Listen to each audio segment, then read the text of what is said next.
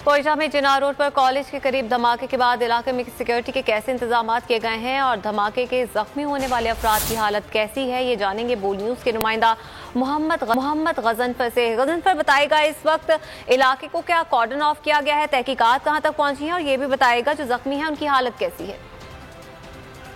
बिल्कुल, इस वक्त मैं जिन्ना रोड के कॉर्नर पे मौजूद हूँ। यहाँ पर साइंस कॉलेज है, सलीम कॉम्प्लेक्स करीब में है और ये जो धमाका हुआ है ये साइंस कॉलेज का गेट है जहाँ पर धमाका हुआ है। सियासी जमात जमीयत उलमा इस्लाम नज़रियाती की यहाँ पे कॉन्फ्रेंस चल रही थी, जिसके दौरान जो ऐनी शाहिदीन है वो बताते हैं कि कॉन्फ्रेंस ख़त्म हुई तो लोग आ रहे थे, उसके बाद जो है ये धमाका हुआ है। धमाके के नतीजे में सिविल हॉस्पिटल के तर्जुमान के मुताबिक 15 अफराद ज़ख्मी हुए हैं, जबकि 4 अफराद इस धमाके में जाँ बहक हुए हैं और 2 की हालत तशवीशनाक बताई जा रही है।